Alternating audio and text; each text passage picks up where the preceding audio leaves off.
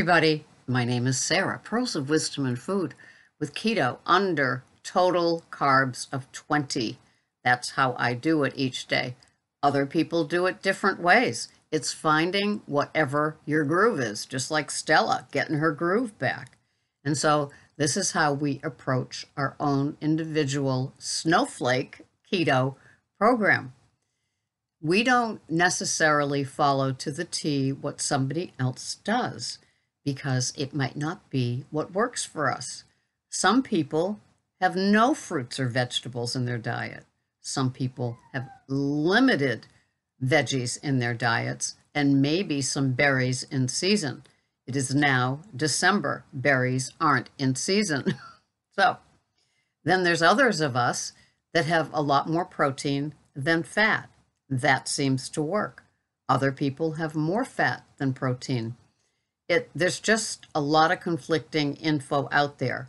So whatever your goal is, be it loss of weight or health or both, you find what works for you, your comfort zone. I've got keto sticks, but I don't use them because it shows what's coming out, not what's inside.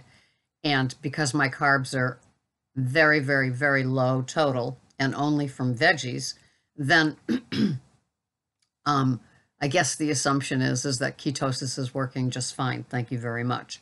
So, but what I have done lately is I have tweaked my fatty coffee, and I no longer add the butter or the ghee.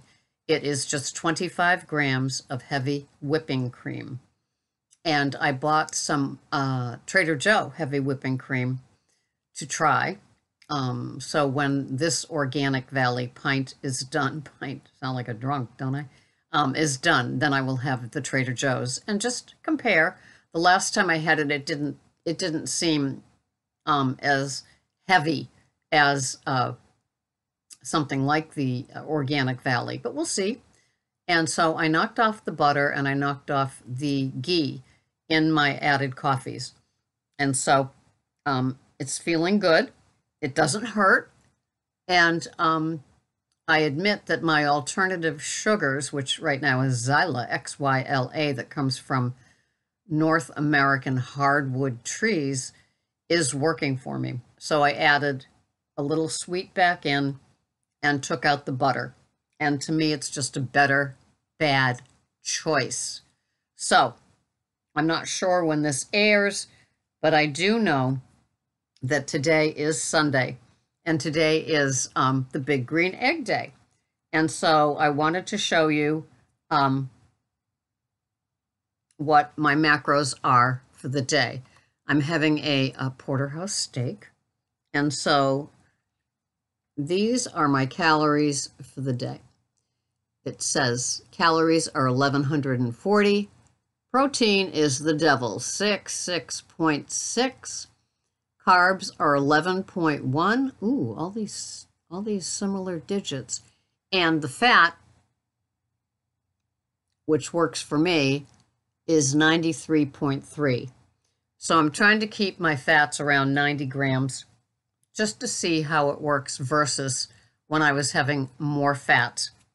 And so what does this contain for the day? Well, it contains 8 ounces of the porterhouse steak. It contains 4 ounces or 4 Brussels sprouts cooked in coconut oil with avocado oil and a little olive oil in the Big Green Egg on a large cast iron pan.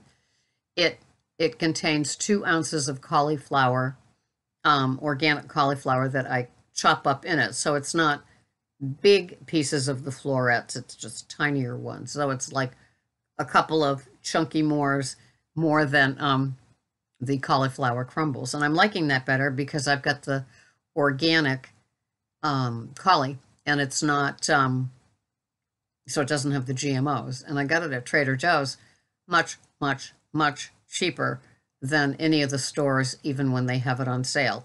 So Trader Joe's is now kind of in my life, to go there for my lettuces and my organic radicchio and butter lettuce, along with hopefully the cream, which is cheaper than the other stores, and then things like the organic holly. So that's all working for me. And yeah, so it's the cauliflower, it's the, oh, and 60 grams of asparagus. I will have that. I cook it in the toaster oven for like 1 minute so it stays kind of crispy. I spray it with coconut oil and Nature's Promise from Stop and Shop coconut oil. And yes, it's still got the, what is it, the accelerant, the expellerant, or whatever it is. Yeah.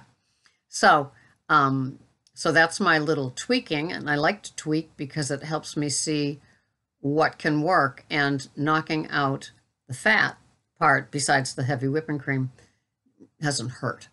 And that's always what matters to me. I don't want to hurt. And so I love that. And I've put my bones, I always put the bones of what I'm having in my chronometer. It's just me, in my chronometer for the week. So in the freezer, I'm working on the freezer a little bit. So I've got some leftover stew, and I've got, which is made with like pulled chuck roast and some cauliflower crumbles and a little bit of beef broth. So yeah, it's like a dinner, but it's like got the added moisture of some organic beef stock.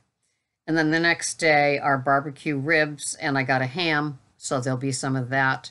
And then I have leftover keto pizza, which will also be added to it. And so, and I admit that I'm going to be doing a recipe that I saw that came through my Facebook feed, and it's for keto. It's for stuffed meatballs for Christmas time. And so it's grass-fed beef and sausage, and pretty much just salt, pepper.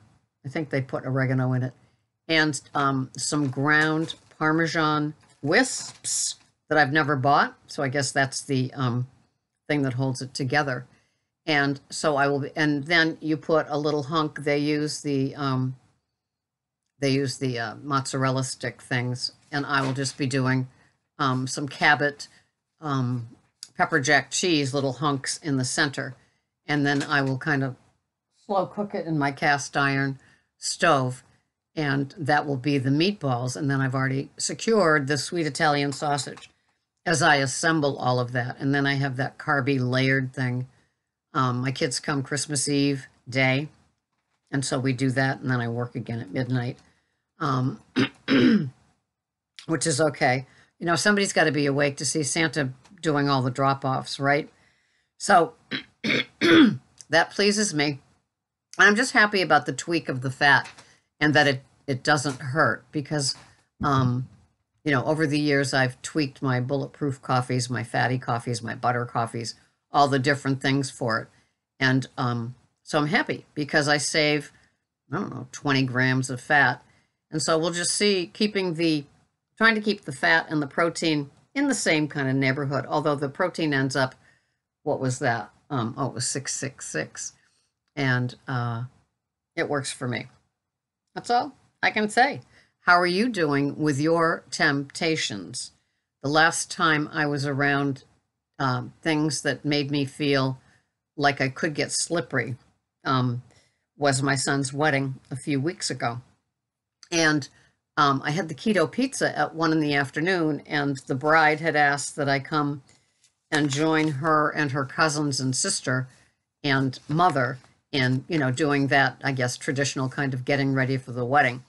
And it was a lot of fun because I never had daughters, number one. Number two, I haven't been around 30-year-old young women that are beautiful and know the fine art of makeup and all that kind of stuff. So I sat around there, and so I had the keto pizza in me, and my goal was to remain food-free for the rest of the day. So I had 3 Poland Springs waters, and I had no, I didn't have any of the appetizers. I didn't have the entree, and we left before the cake cutting because we were there for hours and hours and hours at that point, and my son knew. And the bride's family called it a Hubble, the Hubble Shuffle or something. And then another friend called it the Wellfleet Shuffle, where you tell them you're going to the bathroom and you just leave. So I was able to see my son before we left. But I had been up since 10 p.m. the day before, so I was up, working on 21 hours of no sleep. So the people that matter to me understood the issues of being an overnight person that's older. So anyway, it worked. The 3 waters carried me, covered me, one while the ladies were doing their makeup and getting dressed, and then one during the expanded cocktail hour. It is what it is. And then the rest was during the food part. And so I got out of it. And so I was kind of anxious going in because I'm at those sort of events with social anxiety. One bite would be all it would take, and that gate became unlocked, and it would lift up, and I would enter that world of overeating, food coma, not paying any attention to anybody else except the more. Can I fill the plate again? Do I get a clean plate when I'm going for seconds? I don't know if any of you can identify with this, but that was always my dilemma as the compulsive, socially anxious person with food. And I could have overeaten 2 plates of food and still remained sort of keto. They had ribs, but they were soaked in barbecue sauce, so sugar. Same thing with chicken wings, and then they had pulled pork. So although those things could be keto friendly if I cooked them, I don't think that they were keto friendly with the sugary barbecue sauce and maybe seasonings that I'm not used to anymore, because salt and pepper seem to be my best friend. Pink Himalayan, Redmond's Ancient Grain, Celtic sea salt, and then the cracked black pepper. I don't get fancy Nancy. I just get hearty and wholesome. And I made the Good Culture omelet with Munster cheese a few days ago, and Greg absolutely loved it. It's like the cottage cheese and the Munster. It's like it's so good. And I said, yeah, and the butter. And if I got fancy and started adding things like sauteed onions or peppers or a lot of different spices, you wouldn't have tasted that wonderful egg and the nice clean cottage cheese and the butter that it was cooked in. It was divine. And so that's the sort of way I do my keto food plan. I don't do fancy, I don't do exotic, and I'm very comfortable not going out to eat and having other people's food. It will happen in a few days at Christmas time at Greg's family's Christmas, where there's about 100 people, but they do have a roast, and I will make sure that I bring my abstinent salad with the baby butter, lettuce, macadamia nut oil, and some melted ghee, and then that works for me, and I will be quite happy. Who knows, maybe I'll bring another Corando ham, because that seems to be a safe avenue for me as well. And so it's just, it's, what is it, the 6 P's: prior planning prevents piss poor performance.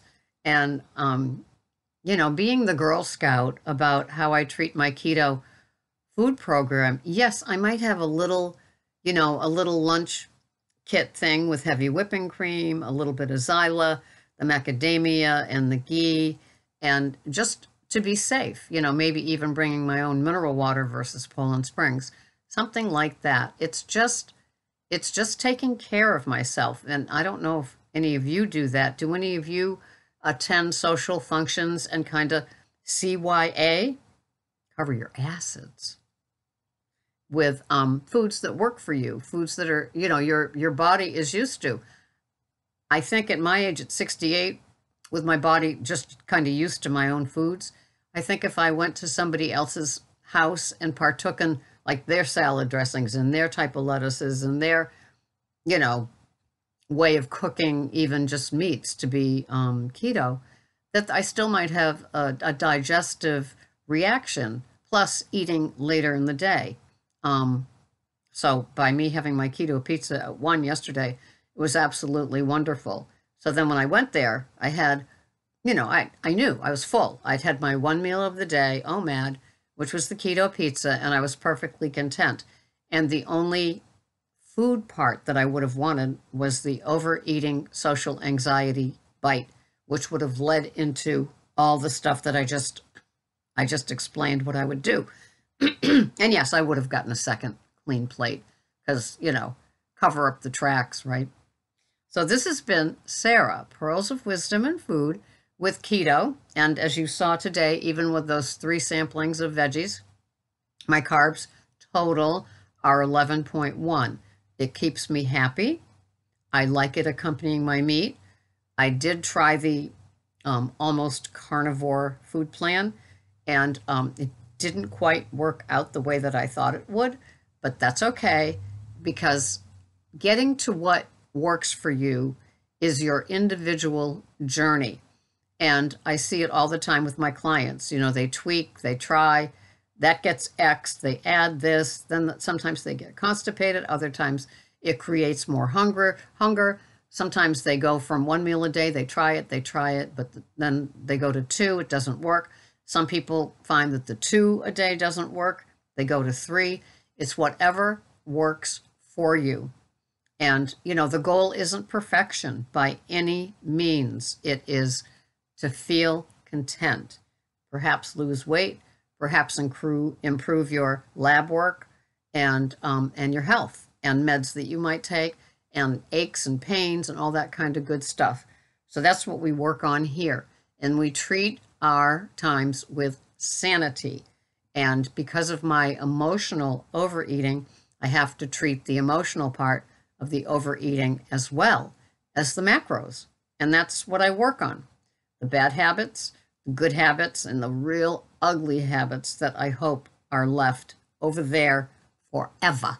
Thank you so much for watching. I'll see you the next time. Bye-bye for now.